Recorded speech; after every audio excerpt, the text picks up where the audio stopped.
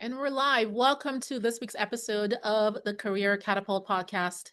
Here's something I know to be true is that the higher up you go in whatever career you are in, the more discomfort becomes a part of the job. In fact, I would say discomfort becomes the job. Managing discomfort on, within yourself, within your teams, within the organization, that becomes the job the higher up you go. And I would say that career growth, yes, there's lots of skills you need to acquire in order to grow your career, right? You need to become a better communicator. You need to have better executive presence. You need to be a better strategic thinker. You need to have business acumen, financial mastery, all of those things. We associate those things with growing your career. Someone says, well, how do you become a C-suite leader? Well, you need to be more strategic. You need to go and maybe take a course on how to interpret financial statements. These are some of the more traditional things that we think about that are covered in your MBA, for instance, right? And they're all important. And I'm not here to denigrate any of that. But what I'm here to tell you is that while those things matter, eventually, you will get to a point where your capability is not really the primary constraint. But instead, it's not so much like, can I do the work? It becomes, how well can I manage discomfort and manage the emotional nature of all of this while doing the work, right? It goes from your capability of being able to do the work yourself, of being able to drive sales yourself, of being able to lead HR yourself, of being able to improve fill rates yourself, of being able to drive costs down with your raw materials. That's all important and that's all part of the job. But the higher up you go, it goes from that to, can I lead effectively while experiencing discomfort? And for many of you who are either current senior leaders or aspiring senior leaders, this is your growth opportunity. This is your growth edge, okay? And so what I want to do in this very brief episode is share with you, 6 types of discomfort. I literally took pen to paper and I said, what are the different kinds of discomfort that I've seen within myself, and certainly in the hundreds of senior leaders that I've coached to success? What are some of the different forms or sources, let's say, of discomfort that you need to know and be managing?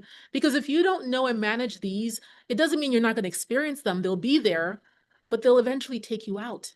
Okay. Most people who burn out or burn down their careers don't do so because the job was hard, because they couldn't figure out how to make more sales for the company, or because they couldn't figure out how to source talent for the company. No, I've never met a leader who burned down their career who said it was because the technical details of the job was the thing. It usually came down to their ability to manage themselves through the discomfort of the thing. Okay, so this may be the most important thing for us to be talking about. I know we talk a lot about interviewing and resumes and networking and building relationships in the organization and all the things that are important to get you to where you want to go. And without this, none of that will matter. None of that will be of any relevance. Okay, so let me share with you the 6 types of discomfort or sources of discomfort that I've uncovered in the hopes that it's helpful for you as you think about how you're navigating your career and your life. Okay, number 1, the discomfort of rejection. The discomfort of rejection. And I mean, this can show up in multiple different ways. You wanted the promotion, you wanted the skip level promotion, you did the work, you did the resume, you did some networking, you had conversations, and at the final round, it did not go your way. You got the rejection letter. The job did not go your way, and maybe neither did the last 2. The last 2 roles that you went after did not go your way.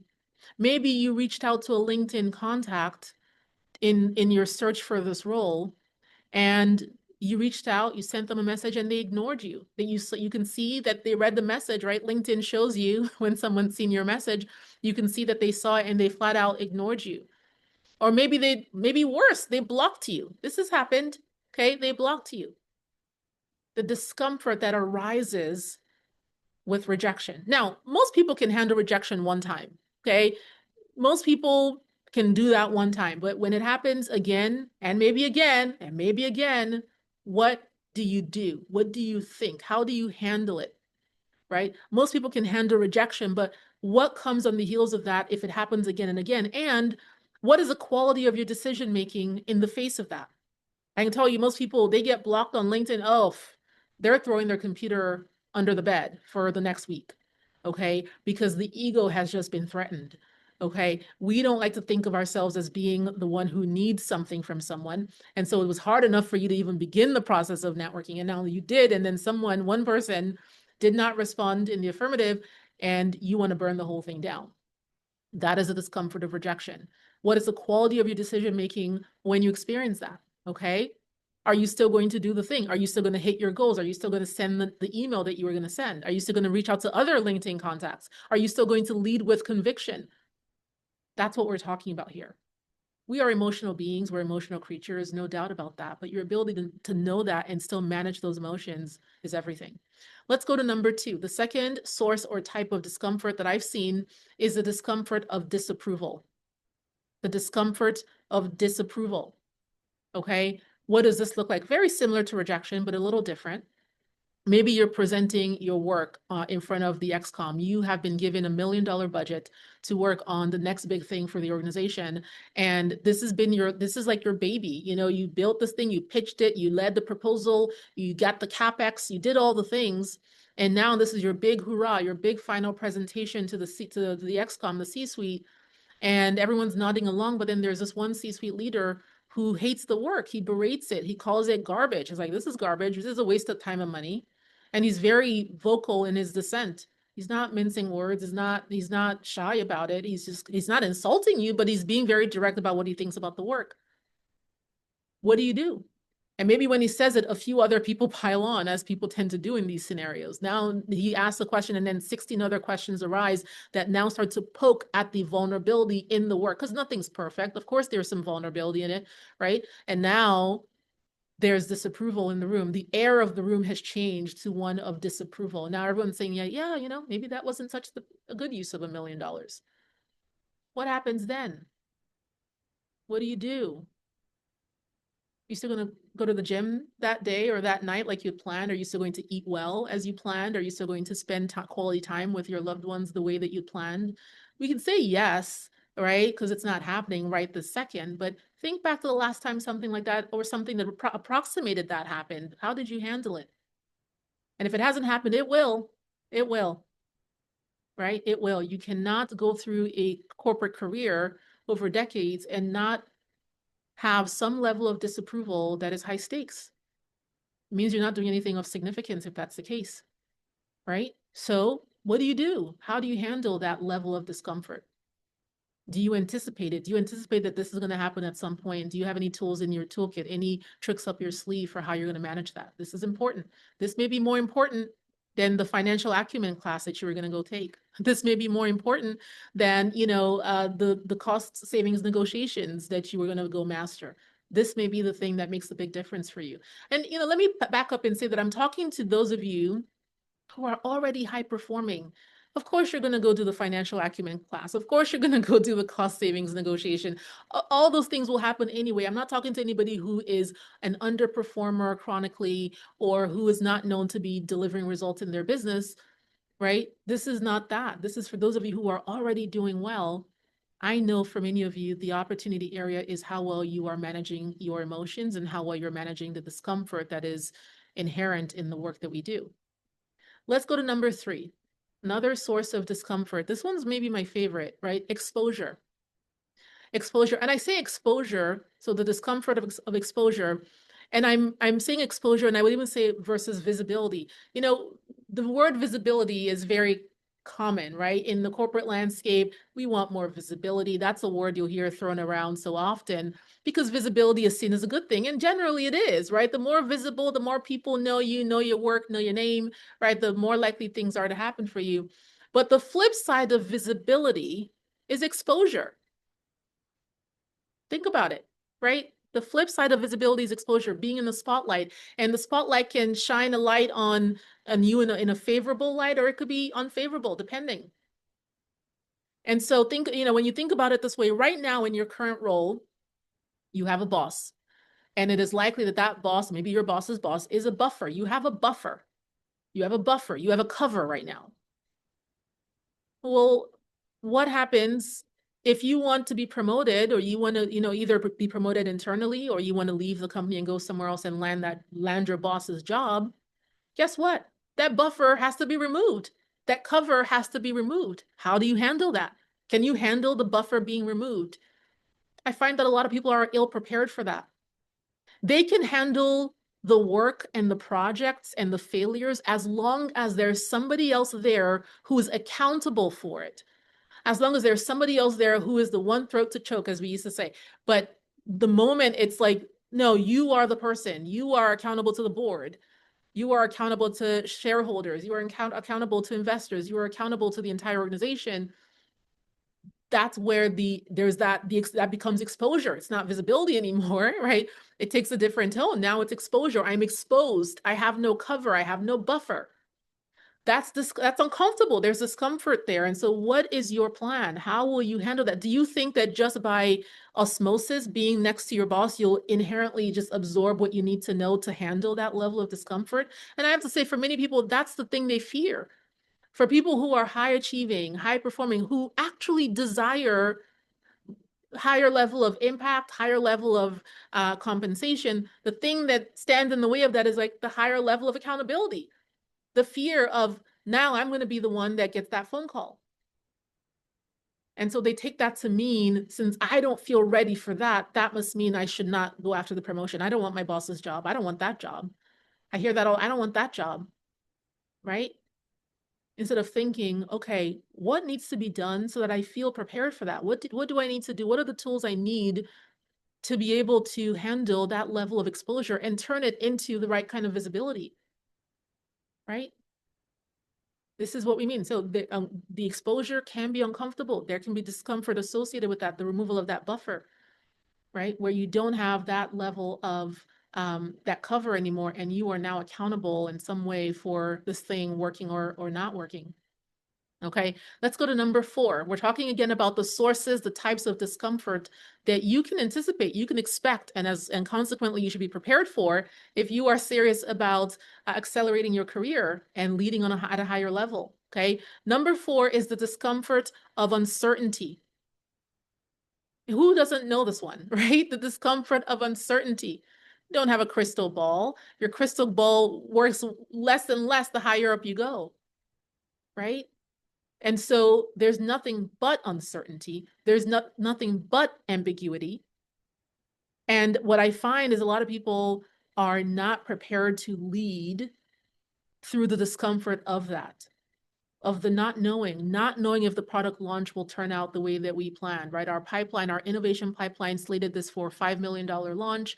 Don't know how that's going to go, right? Can I still lead effectively through that, right? Don't know if the acquisition or the sale or the merger will go through favorably. Can I still lead effectively through that? Don't know if my role will be impacted after the acquisition or merger or the restructure, right? What do I do in the face of that level of discomfort? This is what we're talking about. And beyond that, can I still make bold decisions? This is the part. Can I still make bold decisions in the face of uncertainty? One of the topics we covered a while ago, actually, inside our program, and I think I may have done a podcast episode on this, is we talked about executive stamina, which is very, very related to this topic.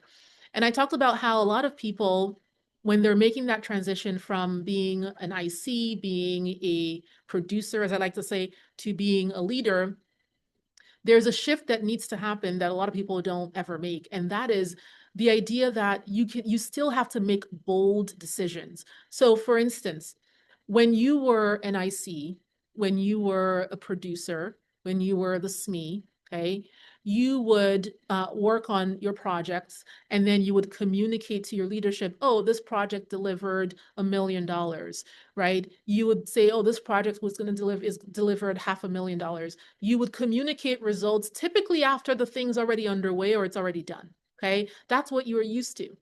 Now, the higher up you go, you have to flip that, because at that level, you likely need sponsorship, you likely need a budget, you likely need a certain level of championing for different kinds of initiatives that you need to drive, okay? Which means you have to get used to saying, this is going to deliver $20 million in 3 years. And you may not know that. You may not have concrete proof, auditable proof that it's going to be exactly $20 million in 3 years. But that's the kind of thing that you have to get accustomed to communicating in that way if you are going to get anything done. If you're going to get the organization to be excited and to rally around anything that you want to do.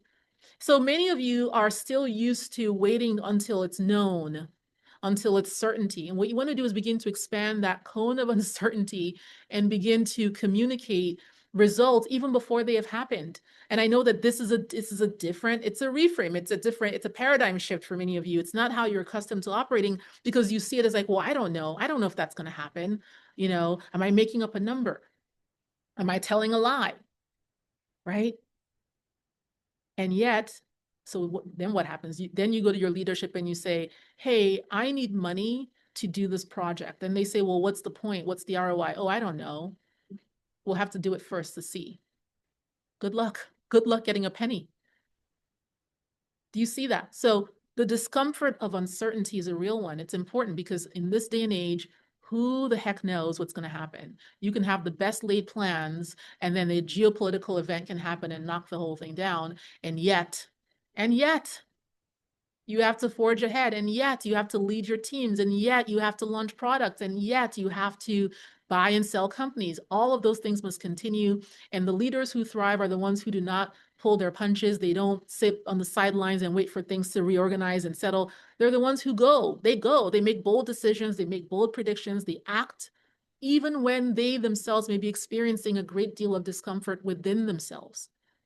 If you've ever had to communicate with a team that you lead, let's say you have direct reports and your function is being impacted by some restructuring, and yet the work still needs to continue, and you know that people morale may be low and all that, you are the leader of that team. You can't be there in the muck. You can't be there at the struggle table talking about all the gossip. You have to still mobilize your teams to keep going. That's what we're talking about. That's why you're the leader. That's why you're the leader. So managing your own discomfort through that uncertainty, you can see all the different forms that this can take. This is not these themes that I share with you on these episodes can span so many different types and so many different examples. Okay, so hopefully you're getting a sense of just how pervasive this can be. Let's go to point number 5. Okay, the 5th kind or source of discomfort is being the odd one out. Being the odd one out. Okay, what do I mean by that? This is where you are going to be unpopular on something for a little bit. Okay, there's a topic and you are going to be the only person standing in one column while the others are on the other side. There's a whole lot of groupthink going on, and you're going to be the person who says, no, I don't think so. Right? Taking a stand, having a conviction about something. It can be uncomfortable. I think I've shared this episode on this story on another episode. In my career, this is something I had to deal with. I remember once we were making a hiring decision. I was part of a hiring panel for some new entrants into the organization. And this was a high stakes hiring panel. It was a high stakes role. The people that we were hiring were going to be reporting to the office of our president at the time. And so this was a big decision. And I'd actually just been promoted at the time that this was happening. So I got to sit in this room with all these different senior leaders at the time. And this was a very extensive process. I'm talking, I don't know how many rounds of interviews, culminating in this big presentation they all had to give. And at almost to the tail end, as we had come down from, I don't know, tens of candidates all the way down to 3 candidates.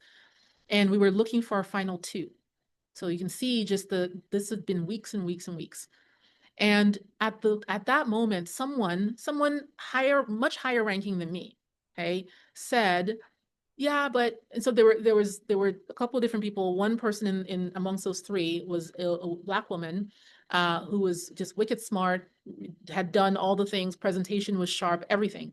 And when it came down to eliminating one person, this gentleman who spoke up was going to eliminate her. And he said, well, because even though she had a 4.0 GPA, she look at the school that she went to, right? It's not the best school out there.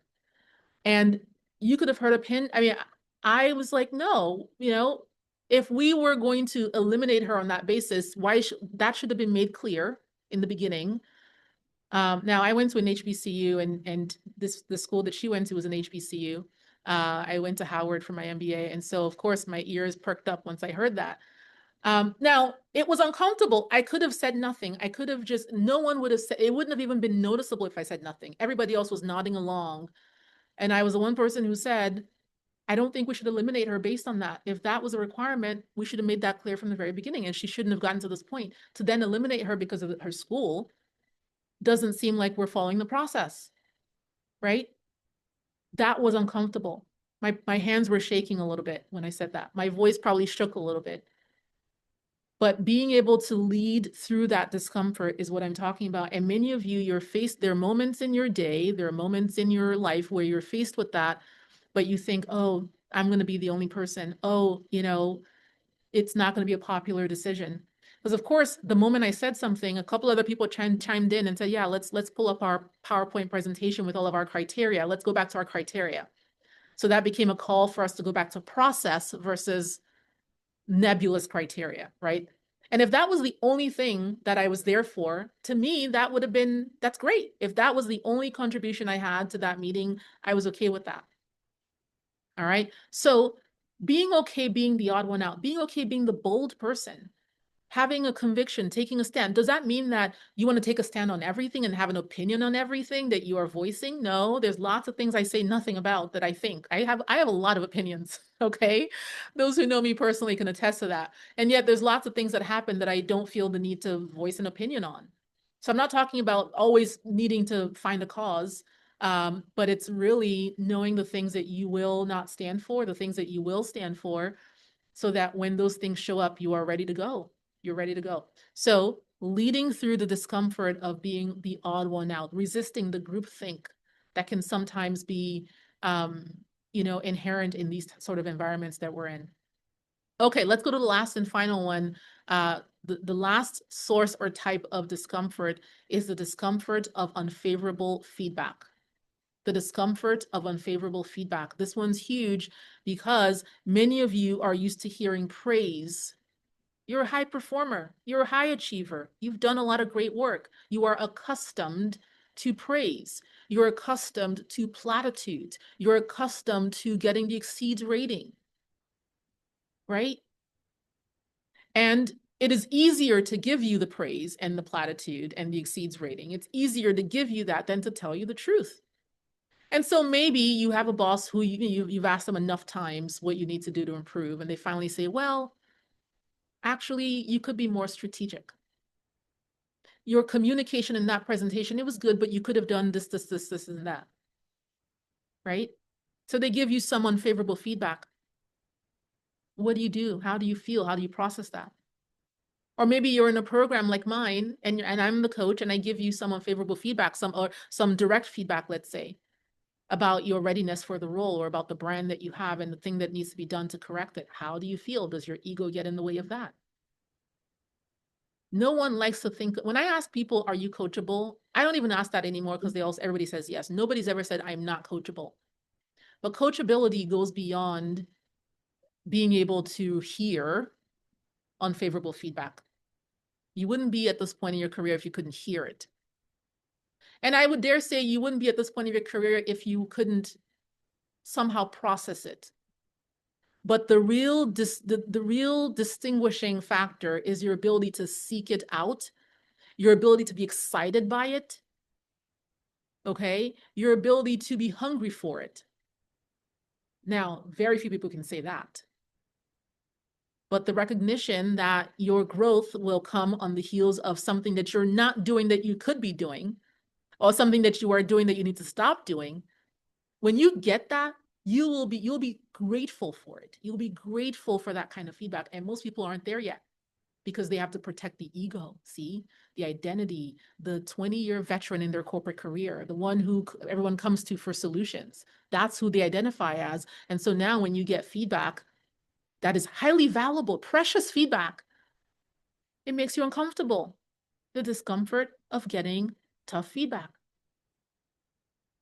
And so what most people do is they'll argue with it. They'll argue or defend against it. That's their initial posture, is to defend against it, right? To say it's not true. This is why, you may have heard me say this, but this is why when you are interviewing for a role, and let's say there's 10 rounds of interviews and you get to the final round and you're not selected, and you call that recruiter and you say, can I get some feedback? Most of the time, they're not going to give you feedback. It doesn't matter what they tell you. That's not really what it is. Most of the time, they'll just say, oh, we loved you. It's just that this other person had more experience in the industry. You didn't have the fintech experience, but this person had fintech. Yeah, you had fintech, but you didn't have mobile payments specifically. They had mobile payments specifically. Oh, we went with an internal hire, as if they didn't know that you were not an internal hire this whole time. None of that's the reason. The real truth, you really don't know yet. Because the real truth may be something like you were too timid. The real truth may be something like you were too abrasive. The real truth may be something like we don't think you can hold your own in our organization. The cast of characters in your biggest stakeholder, you are not going to be able to work well with based on what we perceive. That may be the truth, but they're not going to give you that because there's no real upside for them. Because most people, when they hear that kind of feedback, will argue against it. They'll try to explain it. No, that's not true. I can be strategic, right? It becomes this longer conversation than the recruiter has any time or interest in. So your appetite for feedback, despite the discomfort that may come when you first hear it, is what I'm referring to. So I've given you now 6 different sources of discomfort that if you have not already experienced them, you will. They're coming. You are not going to be able to go too much further in your career without one of these things showing up at some point. Okay? And so this is really the point. It's about, because everything we're discussing here is about the longevity of your career. It's the longevity. It's the ability to thrive while you are accomplishing. Because I have no interest in getting you to your next role if it means that you belly flop, if it means that you burn out, if it means that you are in survival mode, right? That's not good for anybody. Nobody needs that. So this is about how can you have longevity? How can you have a sustainable and maybe even an enjoyable career? And the ability to deal with the rejection, the ability to be told no and still keep going. To have maybe a 24-hour bounce back and you're back at it just the same way, maybe even more renewed than you were. The ability to have that launch deadline be in jeopardy a little bit, but still be able to go do a 30-minute workout and enjoy your time with your family and do some family quality time, whatever it is, right? That's what we're talking about. To be able to have a difficult conversation and go to bed at night so that you can rest, right? To be able to experience a big emotion, but not let it take over the next 3 days of your life. That's the kind of capability I want you cultivating alongside your financial acumen and your strategic conversations and your P&L impact and all the other concrete, tangible skills. This is the one. This is the, when you see the iceberg, this is the one that's underneath the water that you can't see. This is it. This is what's going to give you that steadfastness. This is what's going to give you that stamina to face the onslaught. And this is not unique to corporate. Anything that you choose to do, if you go start your own company, okay, if you go start a nonprofit, it's all the same. This is a journey of being human.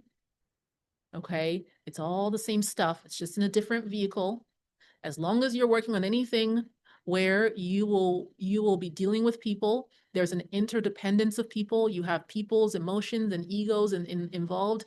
This is going to be there. So you might as well get used to it. You might as well, beyond getting used to it, begin to prepare yourself and fortify yourself and ask yourself in all these different areas, whether it's the discomfort of rejection, of disapproval, of exposure, of uncertainty, of being the odd one out, of unfavorable feedback.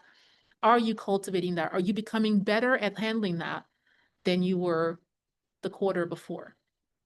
Okay? Because every meaningful thing in your career will come after you face the discomfort. And so the faster you can face the discomfort, the better. The faster you can face the discomfort and maybe even use it as an asset, the better. I hope you'll write me and let me know what you thought of this episode. Were you able to uncover some opportunity areas for yourself, areas where you know you could be better at managing discomfort than you've been? Let me know what you think. Thanks for listening. We'll see you soon.